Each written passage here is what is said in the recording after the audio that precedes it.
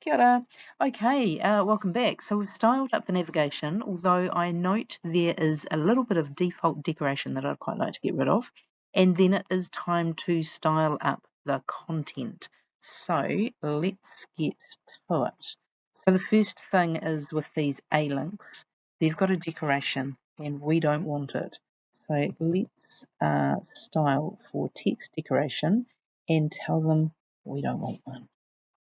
So I'll just quickly pop that in for each one. Save that. Got a refresh. Gone. That looks much better. Fantastic.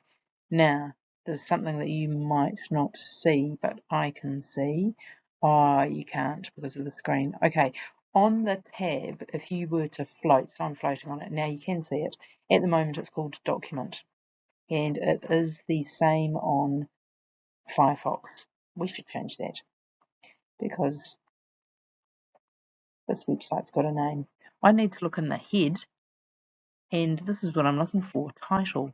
It's a bit like saving a Word document and giving it a name. Let's call it chicken, spell it right, tracing,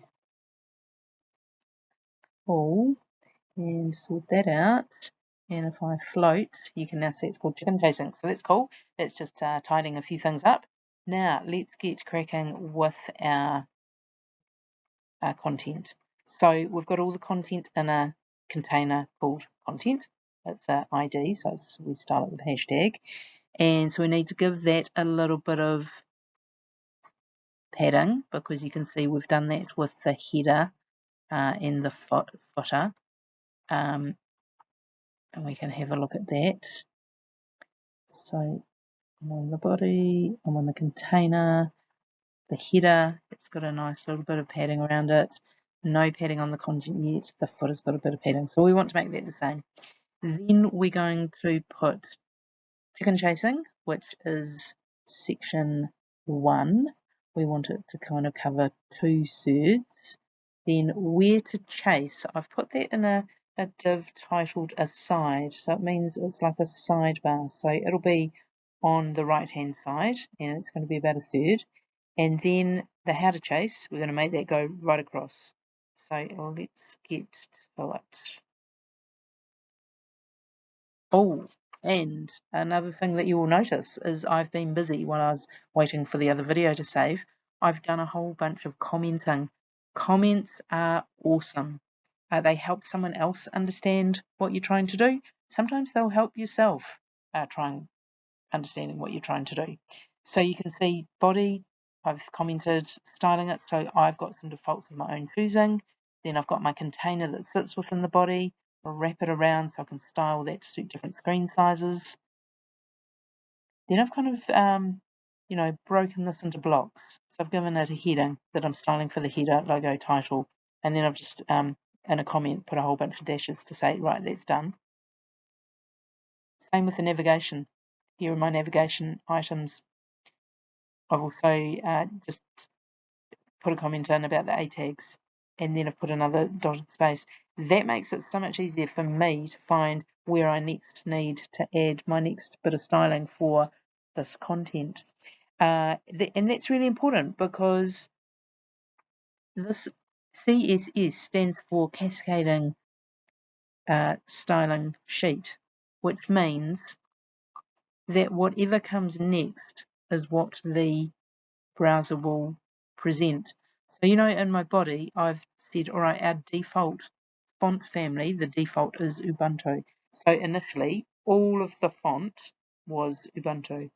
But then when I came down to styling the header and into the header and targeting the H1, I added in a different font family that was just for that H1. And so so it's reading that next. Consequently, it's changed the text to the Acme. All right, enough about that. Let's get cracking on the content. So that was an ID, so starts with a hashtag. And we just need to give it a bit of padding because we've done that with the header and the footer. And that means everything will look nicely aligned. And that's really important for the user because it looks good, aesthetically pleasing. One of our relevance implications.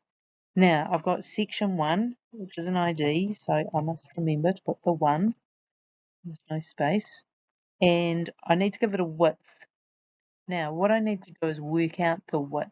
So up here we've got our width being 1240 pixels.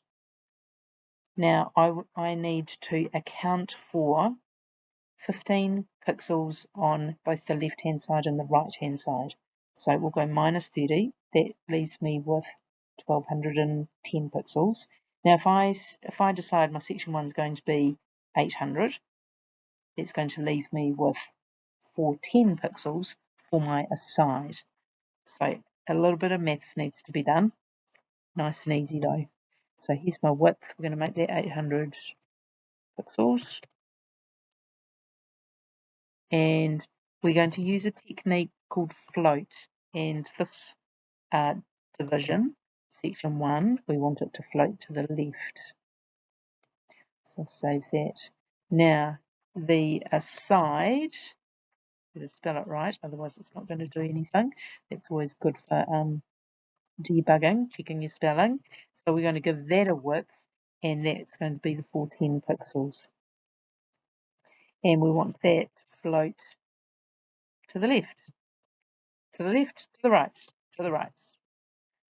All right.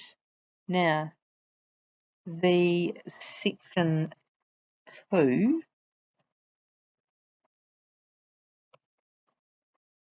oh, now yellow squiggle. That means I've done something wrong. It's a divide D. I need to give it a hashtag. So we're going to sort that out. Sometimes I just need to clear it and start again. Section 2. Yeah, see, no, little squiggles. Why are you squiggling? Perhaps it's because I've got nothing in there. So I need this to clear both those other sections. Both. Oh yeah, squiggles are gone. Save. Refresh. Oh, there we go. Cool.